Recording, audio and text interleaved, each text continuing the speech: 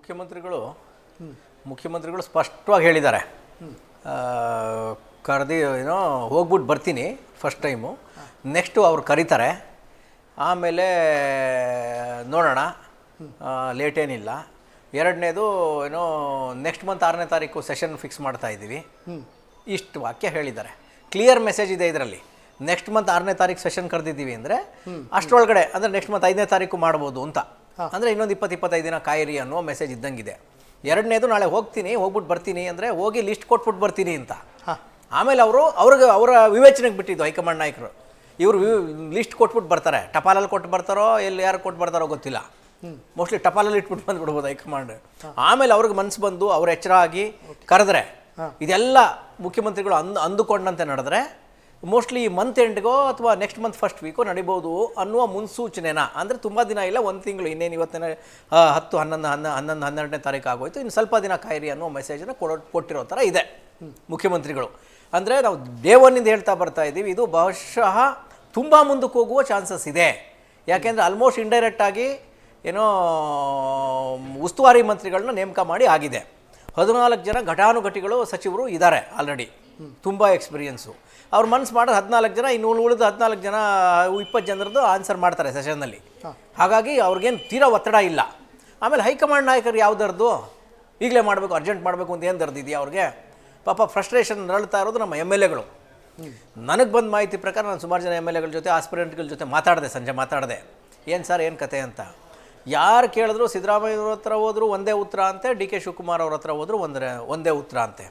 ಇಲ್ಲ, ಮೆಸೇಜ್ ಕೊಟ್ಟಿದ್ದೀವಿ, ಯಾವಾಗ ಬರಬೇಕು ಅಂತ ಕೇಳಿದ್ದೀವಿ, ಆ ಕಡೆಯಿಂದ ಏನು ಮೆಸೇಜ್ ಬರ್ತಾ ಇಲ್ಲ, ಹಾಗಾಗಿ ಅಲ್ಲಿಂದ ಬಂದ ತಕ್ಷಣ ಹೋಗ್ತೀವಿ ಅಂತ.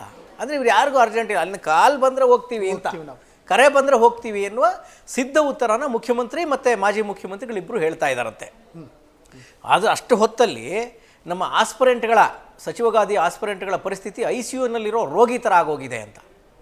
ಲಿಟ್ರಲಿ ICUನಲ್ಲಿರುವ ರೋಗಿ ಥರ ಆಗೋಗ್ಬಿಟ್ಟಿದ್ದಾರೆ ನಮ್ಮ ಆಸ್ಪರೆಂಟ್ MLAಗಳು. ಪಾಪ ಈಗ ನೋಡಿ, ಈಗ ನಾಳೆಯಿಂದ ಆಷಾಢ ಶುರು. ಈಗ ಆಷಾಢದೊಂದು ನೆಪ ಸುಮಾರು ಜನಕ್ಕೆ. ಪಾಪ ಅಶೋಕ್ ಪಟ್ಟಣವ್ರು ಹೇಳ್ತಾ ಇದ್ದಾರೆ, ಆಷಾಢನೂ ಇಲ್ಲ, ಏನೋ ಅದಕ್ಕೊಂದೇನೋ ಬೇರೆ ಆಲ್ಟರ್ನೇಟಿವ್ ಮಾಡೋದ್ರಾಗುತ್ತೆ, ಪೂಜೆ ಗೀಜೆ ಮಾಡಿಸ್ಬೋಣ ಕೊಟ್ಬಿಡಿ ಅಂತ ಕೇಳ್ತಾ ಇದ್ದಾರೆ. ಶಿವಲಿಂಗೇಗೌಡರು ಏನೋ ಕಂಡು ದೇವ್ರಿಗೆ ಕೈ ಮುಗಿತಾ ಇದ್ದಾರೆ, ದಿಷ್ಟಿಗೆ ಕೋಟ ಅಂತ. ಸುಮಾರು ಜನ ಕೇಳ್ತಾ ಇದ್ದಾರೆ. ಫ್ರಸ್ಟ್ರೇಷನ್ಗೆ ಹೊರಟೋಗಿದ್ದಾರೆ MLAಗಳು. ಮುಖ್ಯಮಂತ್ರಿಗಳಿಗೆ ಇದು ಯಾವುದರ ಅರಿವು ಇದ್ದಂತಿಲ್ಲ. ಅರ್ಥ ಮಾಡ್ಕೋಬೇಕು ಅವ್ರು ಮುಖ್ಯಮಂತ್ರಿಗಳು ಅರ್ಥ ಮಾಡ್ಕೋಬೇಕು. ನಿಮ್ಮ MLAಗಳು ಭಾಳ ನೋವಲ್ಲಿದ್ದಾರೆ.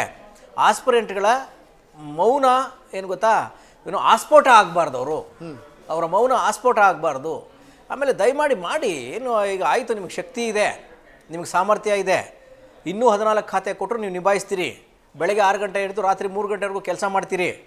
ಏನೋ ಬೇರೆ ಇಲಾಖೆಗೆ ಕೆಲಸಗಳನ್ನ ಕ್ಯಾಬಿನೆಟ್ಗೆ ತಂದ್ಕೊತೀರಿ, ಫೈಲ್ಗಳು ತರಿಸ್ಕೊತೀರಿ, ಕೆಲಸ ಮಾಡ್ತೀರಿ, ಅನುಮೋದನೆ ತಗೊಂಡೇ ಕೆಲಸ ಮಾಡ್ತೀರಿ.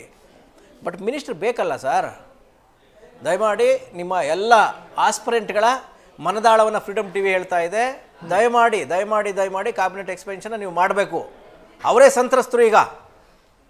ಈಗ ರಿಯಲ್ ಕರ್ನಾಟಕದ ಸಂತ್ರಸ್ತರು ಯಾರು ಅಂತ ಹೇಳಿದ್ರೆ ನಮ್ಮ ಶಿವಲಿಂಗೇಗೌಡರು, ಅಶೋಕ್ ಪಟ್ಟಣವರು, ಬಾಲಕೃಷ್ಣ ಅವರು, ಸುಬ್ಬಾರೆಡ್ಡಿ ಅವರು ಇದಾರಲ್ಲ, ಸುಮಾರು ಜನ, ಲಿಸ್ಟ್ಗಳು ಸುಮಾರು ಇದೆಯಲ್ಲ, ಅವರೇ ಸಂತ್ರಸ್ತರು. ದಯಮಾಡಿ ಈ ಸಂತ್ರಸ್ತರ ಗೋಳನ್ನು ಕೇಳುವ ಕೆಲಸವನ್ನು ಏನೋ ನಮ್ಮ ಸಿದ್ದರಾಮಯ್ಯನವರು ಮತ್ತು ನಮ್ಮ ಯಾರೋ ಮುಖ್ಯಮಂತ್ರಿಗಳು, ಹಾಗೆ ಏನಾರು ಪವರ್ ಇದ್ದರೆ BK ಹರಿಪ್ರಸಾದ್ ಅವರು ಮಾಡಬೇಕು. ನಿಜವಾದ ಸಂತ್ರಸ್ತರು ಯಾರು ಇದ್ದಾರೆ ಅಂತ ಹೇಳಿದ್ರೆ ನಿಜವಾಗ್ಲೂ ಅದು ಏನೋ ಈ MLA ಆಸ್ಪಿರೆಂಟ್ಗಳೇ, ಸಚಿವ ಸ್ಥಾನದ ಆಕಾಂಕ್ಷಿಗಳೇ ಈಗ.